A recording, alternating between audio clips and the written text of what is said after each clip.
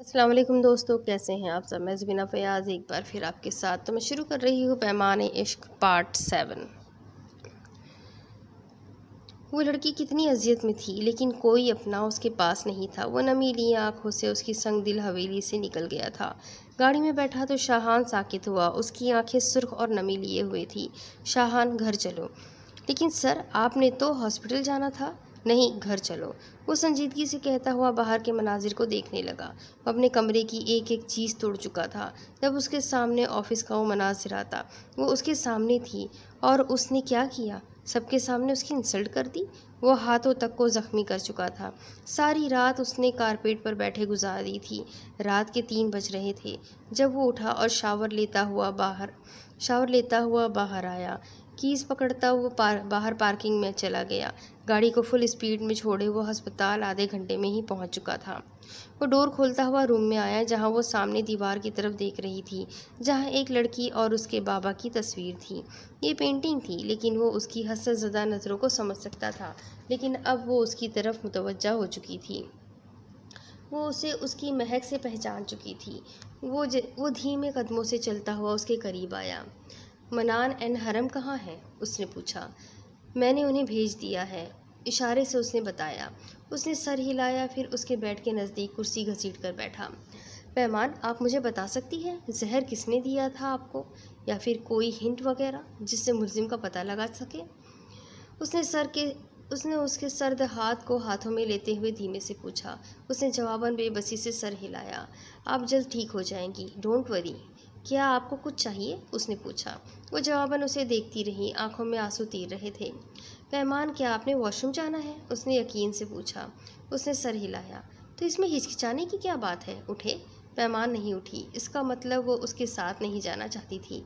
भरोसा करें मुझ पर। उसने आहिस्ता से उसे बाहों में उठाया और उसे वॉशरूम की तरफ लेकर आया। उसे वॉशरूम में खड़ा करता वो उसे देखता हुआ उल्टे कदमों से वॉशरूम का डोर बंद करता हुआ उसकी नज़रों से ओझल हो गया था। पैमान ने हैरत से अपनी कमर पर हाथ रखा, जहां उसके हाथों की गर्मी उसे महसूस हुई थी। पैमान के होठ भी सूज चुके थे। वो बहुत कमज़ोर हो गई थी। उसे देसी किस्म का जहर दिया गया था, जो बहुत ही जहरीला होता है। वो वॉशरूम के मिरर के सामने आई। हॉस्पिटल के मखसूस शर्ट में खुले उलझे बालों से वो सदियों की बीमार दिख रही थी। उसे कोई देखता तो ये ना कहता कि ये पैमान है। एक जहर ने क्या से क्या कर दिया था उसके साथ। उसे तो गुमान भी नहीं था कि वो जहर पी चुकी है। वह हाथों के प्यालों में पानी भरती मुंह पर मार रही थी। हुजान ने इस्तराबी कैफियत से वॉशरूम के डोर को देखा। पैमान, आप ठीक है? उसने दरवाजे के पास आते हुए पूछा। धीमे से गहरी सांस लेती हुई वो बाहर आई। वो तेज़ी से उसके करीब आया और झट से उसे अपनी बाहों में उठाता बाहर ले आया। उसे देखकर कौन कह सकता था कि ये वही मगरूर हुजान अहदमीर है जो नाक पर मक्खी तक नहीं बैठने देता था। वो उसे लिए हॉस्पिटल के गार्डन में आया। आहिस्ता से उसे बेंच पर बिठाता वो खड़ा हुआ, जबकि वो उसे देखती जा रही थी। बात करने का दिल कर रहा है? उसने पूछा। हाँ, सर हिलाया था उसने। उसने गहरी सांस खारिज करके उसकी बेबसी पर देखा। मेरी बात हुई है डॉक्टर से, आप जल्द ठीक हो जाएंगी, फिर आप बोल पाएंगी। मैं अभी बोलना चाहती हूँ। उसने हाथ से इशारा करके उसे समझाया। आपको तकलीफ़ होगी। आइसक्रीम खाएंगी आप? डॉक्टर ने आपको ठंडी और नरम चीज़ें देने को कहा है। उसने उसकी लंबी सीधी उंगलियों को हाथ से छूते हुए पूछा। पहमान का दिल ज़ोर से धड़का, अपनी ठंडी उंगलियों पर उसकी उंगलियों का गर्म लम्स महसूस करके। पहमान के सूजे होठों पर हल्की सी मुस्कुराहट आई। वो जा चुका था इसके लिए कैंटीन से आइसक्रीम लाने। पैमान ने उंगलियों को सामने किया, फिर उसकी पुश्त को देखा। फिर वो भीगी आंखों से मुस्कुराई कि उसके खूबसूरत दांत भी नजर आने लगे। वो जल्द ही आ गया था, हाथों में आइसक्रीम का छोटा सा प्याला पकड़े। वो तेज़ी से उसकी तरफ बढ़ रहा था। मैं खिलाऊं? उसने पूछा। सर हिलाया गया। वो छोटे स्पून से आइसक्रीम थोड़ी थोड़ी करके उसके मुंह में डालने लगा। वो उसे देखती हुई खाने लगी थी। इतनी तवज्जो पर उसके चेहरे पर खोई हुई रौनक लौटने लगी थी। उसके गले से उतरती ठंडी मीठी आइसक्रीम उसे सुकून देने लगी थी, या शायद सामने बैठा शख्स ही उसका सुकून था। वो खा चुकी थी सारी आइसक्रीम। अपना रुमाल निकालता वो उसके होंठ साफ कर रहा था। उसका दिल मुस्कुरा रहा था, लेकिन उसके सामने संजीदगी बरकरार रखी थी। बाबा, सामने ही उसे सफ़ेद सूट में मलबूस अपने बाबा मुस्कुराते हुए नजर आए। वो उन्हें नमी भरी आंखों से देखती मुस्कुराई। बाबा, यही है वो शख्स जिसका मैंने आपको बताया था। आपने देखा ये कितना शानदार और अच्छा है। आप परेशान मत हो, आपकी बेटी ठीक है। उसने दिल ही दिल में अपने बाबा को मुतमईन कर दिया। मैं आता हूँ, वो कहता हुआ अंदर की तरफ बढ़ा और शायद वो डॉक्टर से मिलने गया था। बाबा, आपकी आंखों में नमी अच्छी नहीं लगती मुझे। आपकी बेटी बहुत बहादुर है ना। बाबा उसके पास आकर बैठे थे जब उसने मुंह बसोर कर उन्हें दिल में बताया। वो चुप ही रहे। शायद वो अपनी बेटी की तकलीफ से आगाह थे। वो ऐसे ही आते थे जब जब उसे उनकी ज़रूरत होती थी। वो अकेली होती थी, उसके बाबा आगाह थे, इसलिए वो उसके पास आ जाते थे। बाबा, क्या ये शख्स आपको पसंद आया? उसने परेशानी से अपने बाबा से पूछा। जो मेरी बेटी के होठों पर मुस्कुराहट लाए, वो भला मुझे कैसे नहीं पसंद आएगा? उन्होंने उसकी पेशानी चूमते हुए कहा। तब तक वो उसके करीब आ चुका था। बिना उससे कुछ कहे वो उसे अपनी बाहों में उठा चुका था। उसने सर घुमाकर उन्हें देखा जो अब वहाँ नहीं थे। पैमान ने उसके साफ शफाफ चेहरे को देखा, फिर उसके गुलाबी भीजे हुए होठों को। उसने एकदम सर झुकाकर उसे देखा तो पैमान के होठ नींवा हुए। फिर वो जल्दी से सर झुका गई। खुजान के भीजे हुए होठों पर मुस्कुराहट आई थी। वो उसकी महवियत को कब से नोट कर रहा था। अब दूसरी तरफ, यशी बेटा, सलमान अच्छा लड़का है और अब तो उसे बैंक में अच्छी सी पोस्ट भी मिल चुकी है। असद साहब ने एक बार फिर से उसे कन्विंस करना चाहा। पापा, वो चाहे अमेरिका का वजीर क्यों ना हो, लेकिन मैं उससे शादी हरगिज़ नहीं करूँगी। मुझे नहीं अच्छा लगता ना वो। बेटा, आपकी नानू बाकायदा रिश्ता लेकर आ रही है रात को। अब मेरे पास कोई ठोस वजह भी तो होना चाहिए इनकार करने की। क्या आपको कोई और पसंद है? उन्होंने कहते ही अचानक पूछ लिया। पापा, अगर मुझे कोई और पसंद होता तो क्या आप मुमानी लोगों को इनकार कर देते? हाँ बेटा, मैं कर देता, लेकिन अगर आपको कोई नहीं पसंद तो ऐसे इनकार करना अच्छा नहीं लगता ना। बेटा, वो क्या सोचेंगे हमारे बारे में, हम किस वजह से उन्हें इनकार कर रहे हैं? इशी ने मुंह बनाया। उफ, क्या करूं? उसने दिल ही दिल में सोचा, लेकिन फिर वो मुस्कुराई। पापा, मैं पसंद करती हूँ किसी को, वो मेरी यूनी में पढ़ता है। उसके अल्फाज पर उन्होंने भौचक्का होकर उसे देखा। तुम झूठ बोल रही हो ना? नहीं बाबा, मैं सच कह रही हूँ। मैंने सोचा आपको ना ही बताऊँ, लेकिन अब मुझे लगा आपको बताने में ही बेहतरी है, उसने मसनूई शर्मीले से लहजे में कहा। जिस पर उन्होंने परेशानी से अपनी बेटी को देखा जो ख्वामख्वाही दुपट्टे को उंगलियों में घुमा रही थी। ठीक है, फिर मुझे मिलवाओ उससे 1-2 दिन में, उन्होंने संजीदगी से कहा। पापा, अभी तो वो सिंगापुर गया हुआ है ना। बहुत अमीर है ना वो, तो आता जाता रहता है। वो ऐसे ममालिकों में जैसे ही वो वापस आएगा मैं आपको उससे मिलवा दूंगी। उसने सबीन बेगम को देखकर अमीर पर जोर दिया, जिस पर सबीन बेगम ने हैरत से उस मेसनी को देखा। भला इस मोटी को कौन मिल गया? सबीन ने गहरी सांस लेते हुए सोचा। अब दूसरी तरफ, भाई कौन दे सकता है पैमान को जहर? खावर ने अपने बड़े भाई से पूछा। पता नहीं किसकी ये हरकत है, लेकिन जिसकी भी है पता लगाओ ये कौन है जिसने हमारे ख़ानदार पर नज़र रखी हुई है। वो जैसी भी है हमारी बहन ही है। मलिक दाऊद ने चाय पीते हुए संजीदगी से खावर को कहा। करता हूँ पता, आप परेशान ना हो, मलिक खावर ने चाय का कप उठाते हुए कहा। मिस, आपका बैग। वो जो जल्दी से हॉस्पिटल की सीढ़ियाँ चढ़ रही थी, अजनबी आवाज़ पर वो चौंक कर रुकी। फिर बैग को कंधे पर देखा जो गायब था। शायद उसकी स्ट्रिप टूट गई थी। वो पलटी जहाँ एक अनजान आदमी उसका बैग लिए खड़ा था। ओह शुक्रिया, उसने बैग के लिए हाथ आगे बढ़ाए हुए थे। नो नीड, उसने बैग को उसकी तरफ बढ़ाते हुए कहा।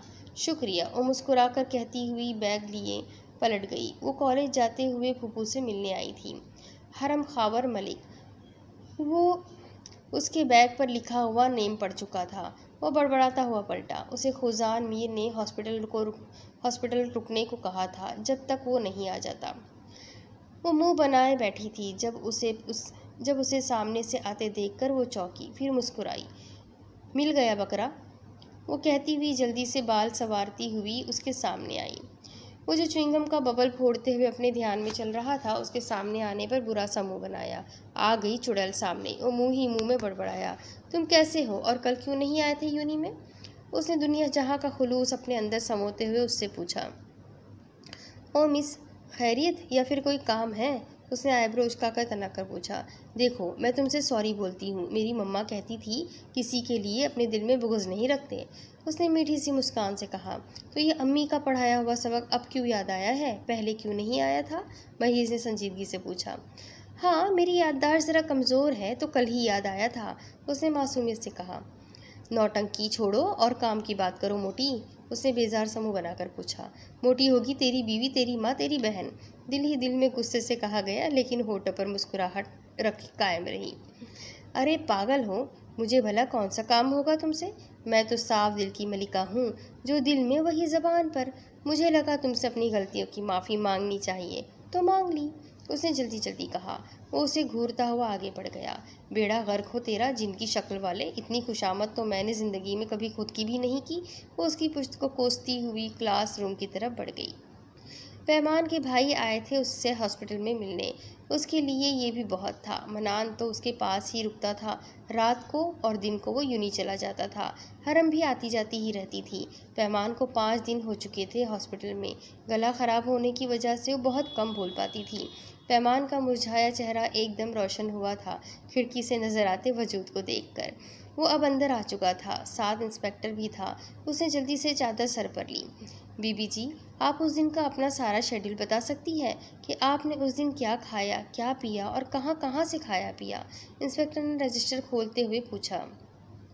वो एक हाथ पॉकेट में घुसाए उसे ही देख रहा था। पैमान ने होठ भींचकर उस दिन को सोचा। फिर अटक अटक कर आहिस्ता आहिस्ता उसने बताया कि उसने क्या पिया था। वो सर हिलाते हुए पलटे, साथ हुजान को भी आने का कहा। वो इंस्पेक्टर के साथ बाहर चला गया। पैमान ने गहरा सांस खारिज करते हुए सामने लगी तस्वीर देखी। बाप बेटी की वो तस्वीर बहुत मुकम्मल सी थी। वो भी ऐसी ही पेंटिंग बनाएगी, उसने खुद से कहा। क्या आप ऐसी स्केचेस बना सकती है? उसकी आवाज़ पर वो चौंकी, फिर उसकी तरफ मुतवज्जा हुई। नहीं, मुझे तो नहीं आती। उसने सर हिलाया। क्या आपको स्केच करना आता है? पैमान ने अटक अटक कर पूछा। नहीं, मुझे भी नहीं आती। वैसे मेरा दिल करता है मैं किसी से अपना स्केच वगैरह बनवाऊं, उसने संजीदगी से लेकिन मुस्कुराती आंखों से कहा। पैमान घबराई। आप किसी से मत बनवाइएगा, पैमान ने जलन लिए हुए कहा। वो हल्की सी मुस्कान से मुस्कुराया। वो लेटी हुई पैमान पर एकदम झुका, जिस पर वो ठिठक गई। उसका चेहरा पैमान के बहुत नज़दीक से उसका चेहरा पैमान ने बहुत नज़दीक से देखा। खुजान अहद मीर। अलीशा की आवाज़ पर वो चौंक कर दरवाजे की तरफ मुड़ा, जहाँ वो फूल पकड़े खड़ी थी। खुजान ने पलटकर दरवाजे की जानिब देखा, जहाँ अलीशा सफ़ेद फूलों का बुके पकड़े खड़ी थी। पैमान ने हैरत से उस घमंडी लड़की को देखा, जो यूनी में तो सीधे मुंह बात तक नहीं करती थी और आज उसके लिए हॉस्पिटल में फूल लिए आ गई थी। तुम यहाँ कैसे? खुजान ने हैरत से आईब्रो उचकाकर पूछा। सॉरी, मुझे नहीं पता था तुम यहाँ होंगे। मुझे महीज़ ने बताया तो मुझसे रहा नहीं गया। मिस पैमान की खैरियत मालूम करने चली आई थी। अलीशा ने हल्की सी मुस्कान से फूल पैमान को पकड़ाते हुए खुजान को जवाब दिया। खुजान ने आंखें सुकेड़ कर उसे देखा, जो पैमान से अब हाल चाल वगैरह पूछ रही थी। खुजान, तुम यहाँ कैसे? अलीशा ने मुस्कुराते हुए उससे पूछा। पैमान ने भी खुजान को देखा। वो मुस्कुराया। She is my wife, pocket में हाथ घुसाते हुए कंधे उचकाकर लापरवाही से कहा गया। अलीशा स्टिल हुई। उसे ऐसा लगा जैसे उसे सुनने में कोई गलती हुई हो। पैमान ने उसके खूबसूरत चेहरे को देखा, जो उसे ही देख रहा था। पैमान उसके देखने पर नज़रें नीचे झुका गई। तुम मजाक कर रहे हो? अलीशा ने बेयकीनी से पूछा। आज तक कितने मजाक कर चुका हूँ मैं तुम्हारे साथ? कंधे उचकाकर लापरवाही से पूछा गया। अलीशा ने साकित नज़रों से उसे देखकर पैमान को देखा, जो खुजान अहद मीर को चमकते चेहरे से देख रही थी। अलीशा ने गहरी सांस खारिज की, फिर मुस्कुराई। Congratulations both of you, Alisha हल्की सी मुस्कान से कहती हुई पलट गई। खुजान ने संजीदगी से अलीशा की पुश्त को देखा, फिर बेड पर नीम दराज लेटी हुई लड़की को। अलीशा आपकी कज़िन है? पैमान ने उसे खामोश देखकर आहिस्ता से पूछा। उसने उसके करीब बैठते हुए सर हिलाया। आपके घर में और कौन कौन है? पैमान ने उसे देखते हुए पूछा। मेरी मम्मा, चाचू ज़हीर को तो आप जानती ही हैं, फिर रज़ा साहब माए चाचू, महीज़, मरियम और मैं। उसने अपनी फैमिली का मुख्तसर सा तारुफ करवाया, साथ ही उसकी उंगलियों को अपनी उंगलियों से छुआ। जिस पर वो धक से रह गई। फिर नज़रें उठाकर उसे देखा, जो संजीदगी से उसके चेहरे की तरफ ही मुतवज्जा था। पैमान ने एक नज़र उसे देखा, फिर अपनी उंगलियों को जो उसकी उंगलियों में उलझी हुई थी, उसने झट से हाथ उसके हाथ से खींच लिए और नज़रें झुका गई। हुजान मीर के चेहरे पर एक पल के लिए हल्की सी मुस्कुराहट चमकी थी, लेकिन अफसोस वो प्यारी सी मुस्कुराहट पैमान खलील नहीं देख सकी। मनान ने हैरत से अपने सामने खड़ी लड़की को देखा, जो कीचड़ में पूरी तरह लुढ़क चुकी थी। आपको किसी ने गिराया है या खुद गिरी है इस खड्डे में? मनान ने हैरत से पूछा। जिसने भी गिराया हो, तुमसे मतलब, अपना रास्ता नापो, उसने अपने मुंह से मिट्टी हटाते हुए तनक कर कहा। वो जो करते अपने ध्यान में भागती हुई उस खड्डे में गिर चुकी थी, जिसमें बहुत सा बारिश का पानी जमा हुआ था। वो मुंह के बल खड्डे में गिरी थी। क्या मैं कोई हेल्प कर सकता हूँ आपकी? उसने तरस खाते हुए पूछा। क्या हेल्प करोगे मेरी? हाँ, मरियम बीबी ने गुस्से से पूछा। मतलब कि यहाँ पास में ही एक नल लगा हुआ है, आप उससे हाथ मुँह धो ले, मनान ने संजीदगी से कहा। सीरियसली? मरियम ने रिलैक्स होते हुए पूछा। ऑफ कोर्स सीरियसली, वो कहता हुआ आगे बढ़ा, जब वो भी बालों से कीचड़ झाड़ती हुई उसके पीछे बढ़ी। कुछ कदम के फासले पर दीवार से पानी का नल लगा हुआ था। नीचे पीले कलर की बड़ी सी बाल्टी पड़ी हुई थी। मरियम जल्दी से पानी से भरी हुई बाल्टी खुद पर उलट चुकी थी, फिर नल को फुल खोल कर नीचे बैठ गई। वो अच्छी तरह मिट्टी उतारती मनान को ठटका गई थी। खूबसूरत भीगे चेहरे के नकोश उसे किसी और से भी मिलते महसूस हुए थे। शुक्रिया मेरी हेल्प करने के लिए, मरियम पानी से कुल्ली करते हुए उससे बोली। इट्स ओके, वो कहता हुआ दूर खड़ी अपनी बाइक की तरफ बढ़ गया। अरे ये तो वही था, बदजुबान, जिसके घर के नौकर भी मर्सिडीज़ में घूमते हैं। वो बड़बड़ाती हुई उसके पीछे लपकी। सुनो, मैं पैदल आई थी, मैं अब ऐसे घर तो नहीं जा सकती ना, तुम मुझे छोड़ दोगे? मरियम ने जल्दी से उसके पास आते हुए कहा।